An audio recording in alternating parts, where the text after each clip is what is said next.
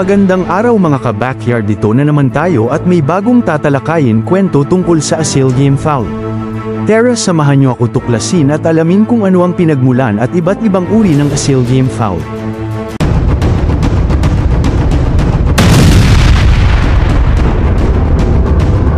The asil, the angry Asian rooster.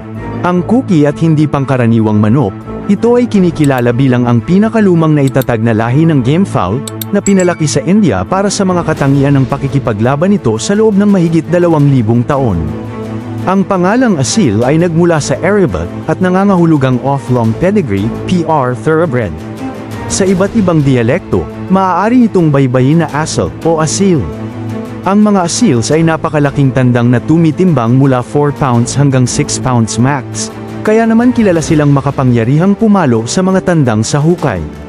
Sa pakikipaglaban sa mga hubad na spurs mag-isa, ang asil gamefowl ay maaaring magpasuko ng isa pang manok.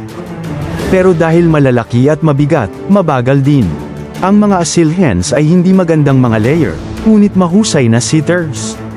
Ang maliliit na asil, ang mga karaniwang tinatawid sa mga western cocks, ay kilala na napakahirap na mga layer. Kung minsan ay nangingitlog lamang ng 6 na itlog sa isang taon, ngunit ang mas malaking asil, ang mga lumalaban sa India at Pakistan, ay maaaring mangitlog ng humigit kumulang 40 itlog sa isang taon.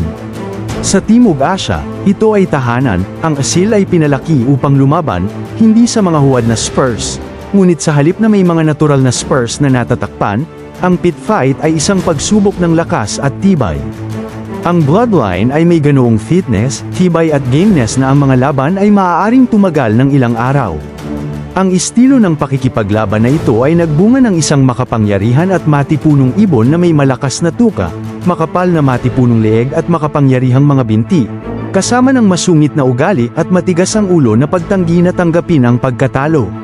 Mianwali, pinalaki sa distrito ng Mianwali ng Pakistan, ito ang kasalukuyang paborito sa Pakistan bilang isang lahi ng laro na ginagamit sa mga hukay at binibigyan ng pinakamataas na posibilidad ng mga manunugal.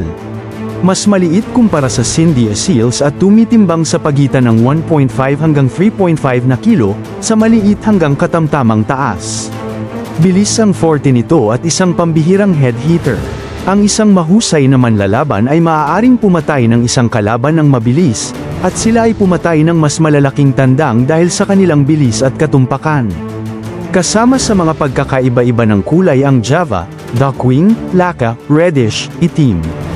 Napakatigas at agresibo, kilala ang gameness tulad ng lahi, ngunit hindi bobo kamikaze, mahusay na nakikipaglaban sa mga hubad na spurs o mahabang kutsilyo.